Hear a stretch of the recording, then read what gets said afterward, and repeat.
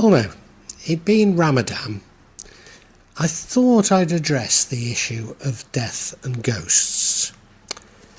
Because during Ramadan, we visit the graves of our ancestors before we start fasting and after we've finished our fasts.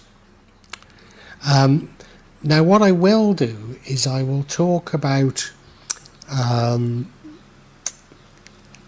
necromancy, I think, in a completely separate episode. So although it will be somewhat touched on during this episode, this is really about the rituals during death and the belief of the Javanese spreads out a bit onto the Indonesians about ghosts. Hope you enjoy it. Now this is part of a new section to the magic of Java called The Real Magic of Java. In this new section, I'm going to focus on real people performing what they believe to be real magic in Java. I'll attempt to explain some of the elements of this Javanese magic, particularly what I describe as the Kejawen elements. However, I need to warn you that inevitably my explanations will be partial. Maybe sometimes some elements of what I say will be incorrect, for which I profusely apologise. But this reflects the oral tradition of magic in Java, the mystery, and at times, I have to admit, subterfuge surrounding the practice of magic in Java. Please accept my apologies, but I do hope you enjoy this new section. So as I say, at the beginning of our fasting, we go to the graves of our ancestors and we give thanks to them. And then we do so again at the end of our fasting. So this is a video of me going to the graveyard to pray at the graves of my mother-in-law and father-in-law. Not that I ever met them in their lives. And being Muslims, we bury the dead normally on the day that they die. So normally, in the morning, if they die, or if they died overnight, we will hear from the masjid that they've died, and the whole village will gather at their home. And during that village, we will engage in a special feast known as a salamatan.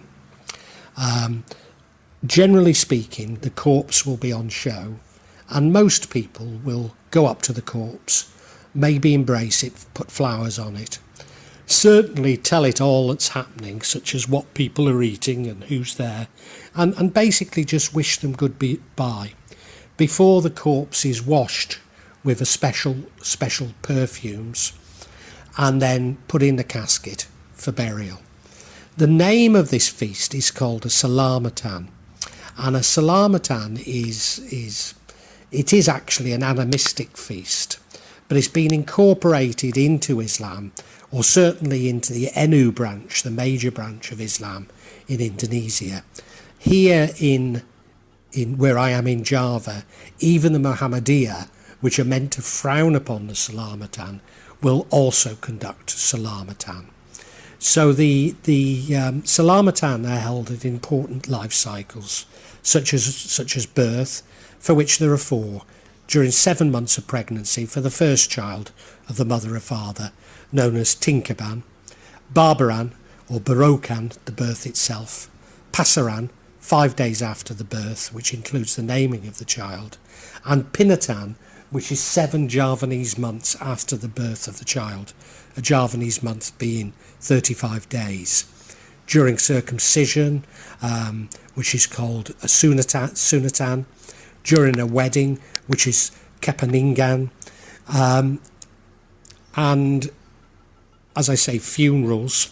And for funerals, they're held on the very day that we spoke about. And then they're held on 3 days, 7 days after the death, 40 days, 100 days, the first and second anniversaries, and 1,000 days. And they become progressively more elaborate. And the final one is meant to be when the body has decayed to dust. They become more elaborate with more people, and there's more chanting. Now, this chanting does come from Al-Quran, and it was probably just a small part from Al-Fatiha. Depending on where you are in Indonesia, it might simply be Al-Fatiha or simply from Al-Quran. But in my part of Java, other things that will be added, which sound like Arabic, but are sort of a Javanese bastardization of Arabic, at which point the audience say Amin or Amen at specific parts of it. It's usually done by somebody who's attended a religious school, a kaya, an imam, an ustad, or very traditionally in the village, they're conducted by the dukan. During these prayers, a special meal is prepared, and in particular that includes a tupeng, which is a conical rice which is dyed with turmeric, or kunit as it's known, and sculptured vegetables and various cooked things are put around this kunit, and everybody takes part in that, taking that food, and some will be given them to take back to their families. So here I am walking along. You can see the graves now. So you can see the graveyard emerging. It's rather a beautiful graveyard, and actually it's where I hope I will be buried when my time has come. Now, as I approach the graveyard, I'm just about to stamp 3 times to ward off evil spirits, which I also do when I leave the graveyard.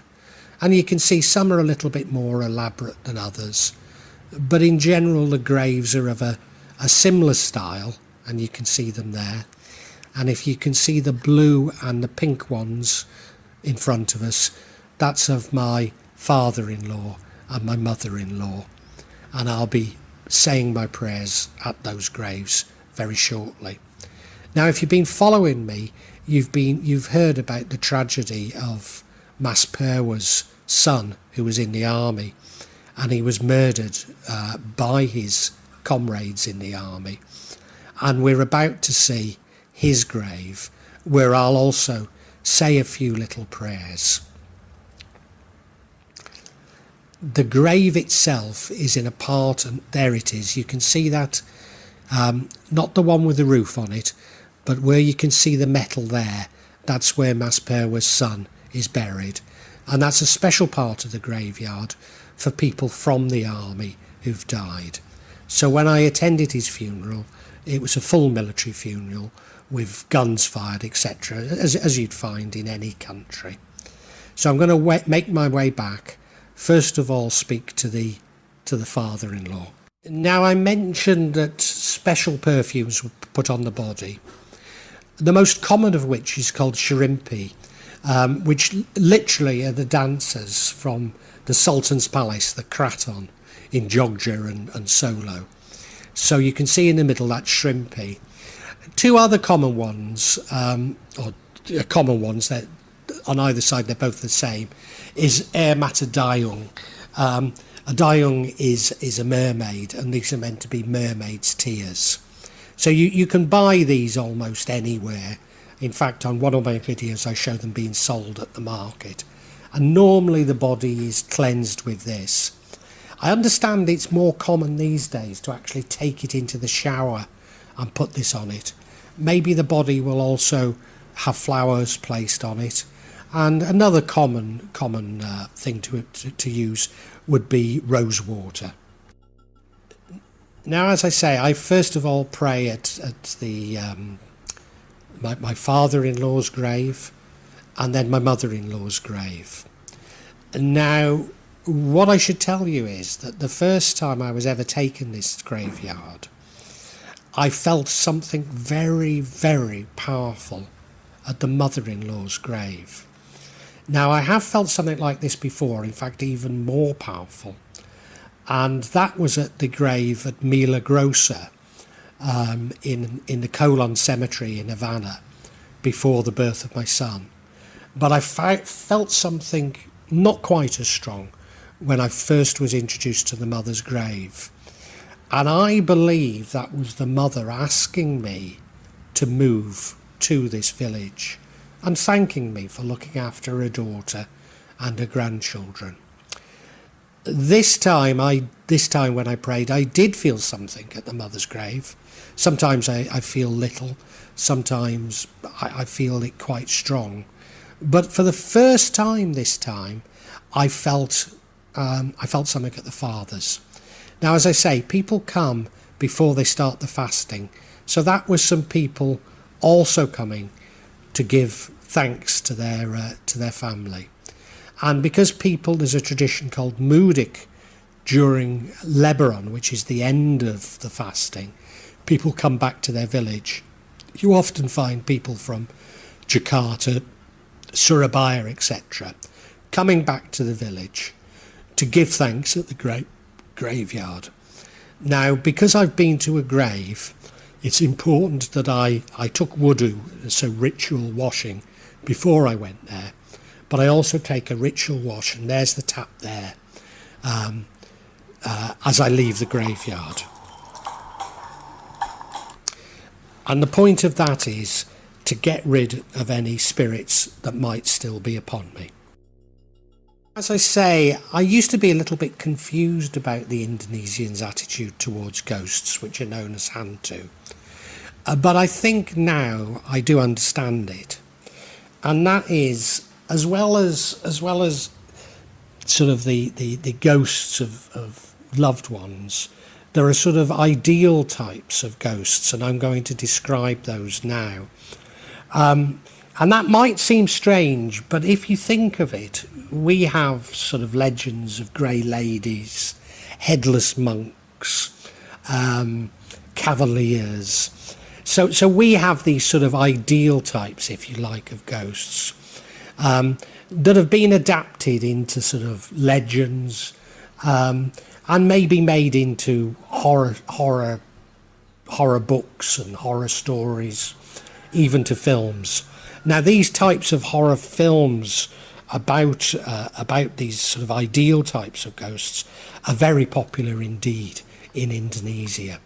So I'm going to describe each of those. And the first one that I want to talk about is called Kuntilanak or Pontilanak. And these, if you like, they're something like a banshee. And they're believed to be the wandering spirit of a pregnant woman who dies in a tragic or unnatural way. And the ghost is believed to bear a grudge against certain people related to her death, and she will haunt those people. They're believed to dwell in dark clumps of banana trees. Now, Kuntilanak normally is seen as having long hair, a very white face, perhaps dark eyes, and dressed in a white shroud-like dress. Perhaps less frightening, or well, it's considered less frightening, less auspicious, is the Sudel Bolong. And she looks very similar, long black hair, but she has a hole in her back. She's normally depicted with a hole in her back.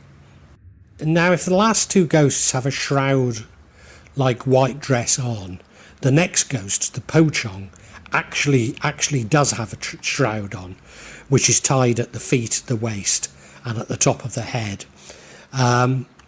Because of the dead are wrapped in these white sheets, these white shrouds, and they're tied so that the fabric remains in place before the body's buried. They'll release these ties and the cloth becomes loose.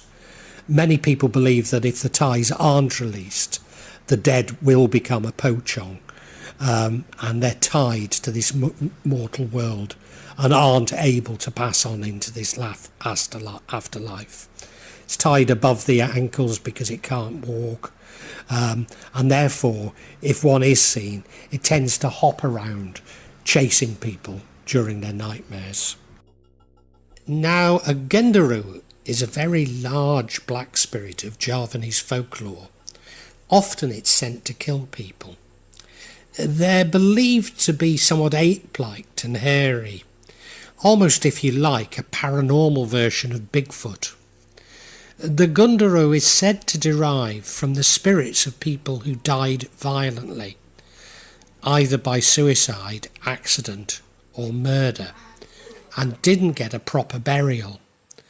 Their spirits are stuck in this world, and those who lived as bad, evil people when they were alive will become evil Gundaro, while those who were kind become good Gundaro. Gundaro like to eat crow satay and a sugar palm sweet called dodel. In fact, the ritual to raise a Gundaro is to offer it satay made with crow whilst repeating a mantra. Gundaro are said to kidnap people at night, especially if they're angry or tense at dusk. Now, whether Gundaro actually makes one angry or the anger attracts it, I'm not sure, or even if it's simply a metaphor for a state of mind. Maybe this is the Javanese seeking a paranormal explanation for a psychophysical effect which is yet to be discovered and given a scientific name. But what I can tell you is that the effects are very real indeed. Some Javanese describe a female Gundaro as a Gunderuwo, although others believe this to be another spirit called the Wayway Gumball. A Wayway Gumball is the spirit of a woman, originally from Semarang in Java. She has very large, very, very large often, saggy breasts. This woman was abandoned by her husband after it was found that she was barren. She found her husband making love to another woman and killed him, after which she was chased out of her village, and as a result she committed suicide. She now seeks revenge by abducting children who've been mistreated or neglected by their parents. She does treat these children lovingly as a grandmother would, taking care of them and protecting them until their parents repent and they are then returned. However, the children are said to be fed on human excreta disguised as delicious food, as this makes the child mute and unable to recount their abduction. As you can imagine, tales of the Wayway Gumball are told to children, particularly in Java, but across a lot of Indonesia, so that they won't stay out too late at night, and they will return home, and also just to behave well. And now we come to the Draenkong. The Draenkongs are believed to come from people who during their lifetime were engaged in crimes, robbery, forcibly taking others' possessions. And they appear as walking skeletons, often wandering around and stealing chickens' eggs. And they ransack chicken coops at night, but by dawn they return to their graves through a small hole in the graveyard soil. The eggs that they eat won't break, and the eggs will be nothing but a shell. And one way to cope with them is to put a coconut shell with a small hole in it on the grave, so that when the ghost comes out, it gets trapped inside that shell. The problem is, though, that you have to work out which is the right grave. And now we have Suster Ngesot. Suster means sister in the name given to a nurse. So it's believed to be the ghost of a dead nurse. It's said that the nurse was raped and cruelly murdered, which left her legs badly injured, and therefore she sort of hobbles around. So she's depicted as a woman in a dirty nurse's uniform with long hair, and she drags herself around because she's unable to walk. Particularly she's found in hospitals' dark aisles because she's unable to stand up on her feet. Now, I forget the name of it. Sentosa? Anyway, one of the big, best hotels in Manado used to be the hospital. And many sightings of this Sister Ngesot are said to be seen in this hotel. Personally, I believe it's a rival hotel owner just spreading this rumour to stop the popularity of that hotel. Now, a Jailankong is said to be a spirit that's been called from the dead using a Ouija board, or what's known as a Jalan Kung board in Indonesia. And some people believe that they can literally ask questions and get answers using this board, as people do with the Ouija board. The Banaspati is a fire element ghost, and it's said to be able to fly from one place to another in the form of a fireball, something very similar to what's called a liak in Bali. So the way to avoid the Banaspatis is by plunging into the river and staying underwater as long as you can.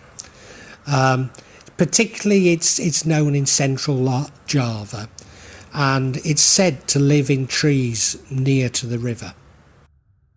Now the Lampor are believed to be the ghosts of soldiers, in particular the warriors of the mythical queen of the southern seas, Nera Rorokidal. So particularly around Jogja and Solo, people believe in them, and they usually reveal themselves in groups.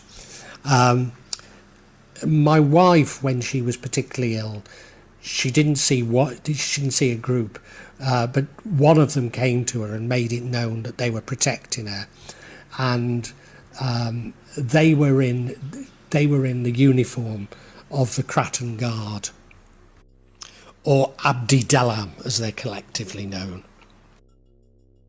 Now, a Toil is a little bit like an Indonesian version of the Thai Gumanthong baby, but reputedly more powerful, and they're used in rituals for stealing money.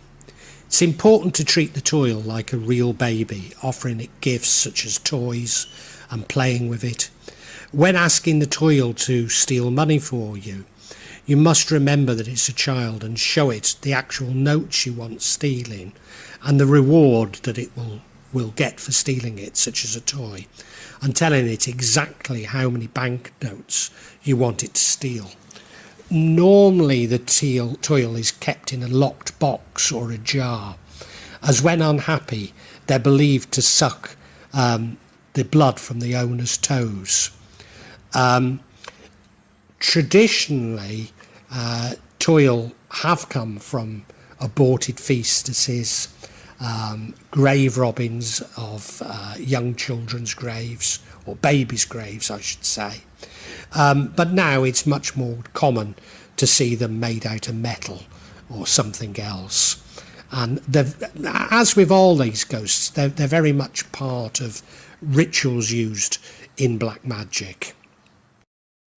Now, a Babi Ngepet is a bit like a Toil. It certainly serves a similar function, and particularly found in East Java, but particularly of people of Chinese origin. Unlike Toil, they only work during the night, and they don't require anything like as much care and training as a Toil. It's used largely to harm your enemies and to bless you. So it's ideally suited to people who are consumed by jealousy. The legend is of a person who literally turns into this sort of half pig, half human creature that goes around stealing other people's money and other people's things. Now, the final one that I want to talk about isn't really a ghost, but I really ought to mention it, and I don't know where else to put it. And that's a Genglot. It's a deformed humanoid creature of Javanese legend. Can be found in any terrain, but particularly from under the ground or in a wrecked house roof, or even the trunk of a big tree.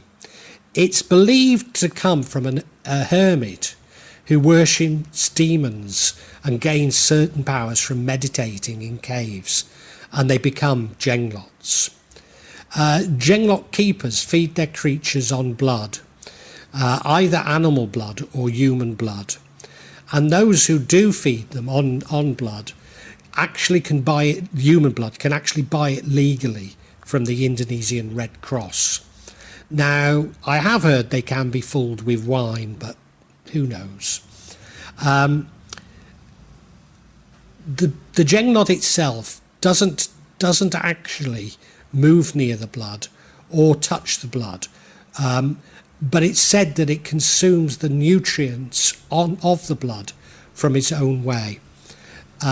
Like the Toil, they tend to be kept under lock and key in case they start to take the blood of the owners. Now, what I would say to you about this, I'm somewhat sceptical about Genglot. Well, I'm somewhat sceptical about all ghosts, all the ideal types of ghosts, I've got to admit. But I'm very sceptical about Genglots because from what I can see, they didn't really appear until around the 1960s. And I often buy and sell Genglots, and you know they're made from various small animal parts. They're a bit like dolls, if you like, but made from the parts of small animals, etc. But people will tell you that they have a real Genglot, and these real Genglots sell for an awful lot of money. They're often used by criminals in Indonesia to frighten other people. But as I say, I'm very sceptical about them myself. I put it in here partially because of Parkano tells me that yes, there are real Genglot. And frankly, anything that enough people believe in takes on a form.